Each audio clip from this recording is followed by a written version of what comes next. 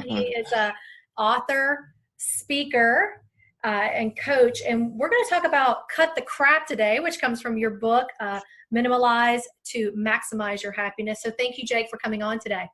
Hey, thank you for having me. So let's dive right in. As I say, I like to get into it. And of course, your term "cut the crap." I want to know, what led you to that, and what's become of it. Yeah. It's, it really has become my mantra for living right now. And that's kind of why I wanted to get that into a book and share that with everybody. For me, I actually have a mental health history, and I was diagnosed with Tourette's when I was in high school, but I've had it my whole life. I still deal with it. And in a nutshell, after years of dealing with Tourette's, I was also diagnosed with PTSD in 2014. My dad passed away, and for a long time, I didn't know what was going on. I've dealt with anxiety, I've dealt with depression in my life, and it was when that had happened, I just had a lot of other things going on in my life at the time. And so I was diagnosed with that.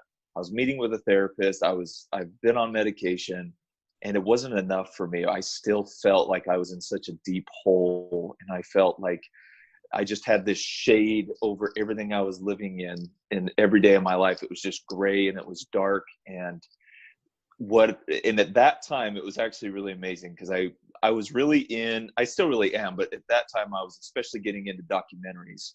And I turned on Netflix and I saw a documentary. It was called Minimalism. And I was like, okay, minimalism.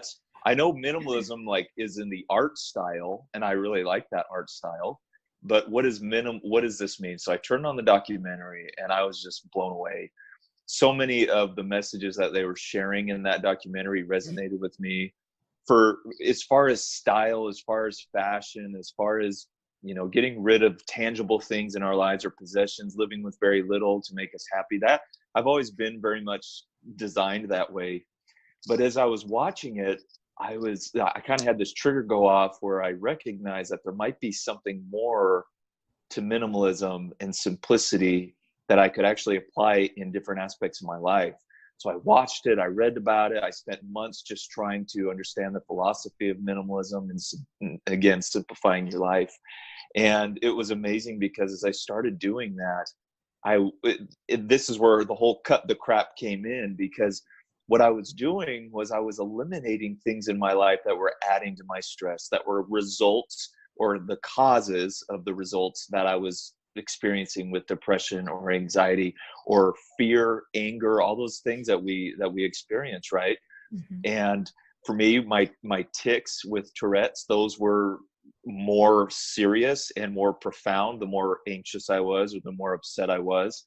And so as I started cutting things from my life and living with the essentials and living with what actually made me happy, my life really took a bigger leap, and I was able to see better results than the medication or the therapy, just by simply simplifying my life. And for me, I was like, when I started my business in January of this last year, 2018, I spent a few months trying to decide what is my message going to be when I speak. What is my message going to be when I write a book? I thought back to this experience. I thought, you know what? People understand that minimalism is kind of a thing, but they don't really understand the concepts of it. Mm-hmm. And I want to share with them what it's done for me in my life, because going back thousands and thousands of years, the greatest philosophers of all time and some of the smartest people of all time really believed in simplicity and being able to live a simple life. And I had to share it with everybody. And that's where the message really came from. I love that. It's funny. I've also seen that documentary and created a huge shift for me. I've also dealt with anxiety and depression, for most of my life. And I did not want to be on the medication either. Mm-hmm. So I had to find my own way. And another book that I actually read was Essentialism. Essentialism. Yep. That's right? A great one too. Right. Yep. And you kind of combine those two things. And so that's, when you talk about cut the crap, I mean, for me, it's always in my head. So what I really relate to is when I'm having that moment and I can feel the anxiety coming on, I'm like, okay, Brandy, what needs to happen right now for you to not feel anxious? What needs to happen right now for you to feel calm? or who do you need to be around, or what do you need to get help with? So it's kind of like, yeah, just drawing all that into that one thing. And you help people even with tangible things though, right? Like decluttering. I do some of that. I pretty much based on requests. If someone requests it, I'll help them with that. I don't focus more on that than other things, but yeah, I do that. For me, the concept of minimalism too, when I told you I felt like there was much more to it. I realized that it wasn't just the physical, tangible things that we deal with in the physical space, but more so the mental space and the emotional space that Yes. we need, right? And getting rid of toxic relationships that are poisoning us, and getting rid of habits that are pulling us back and actually keeping us from, climbing uphill. And it was all of these things I was recognizing that were making a bigger difference as far as clearing the clutter than the actual physical clutter.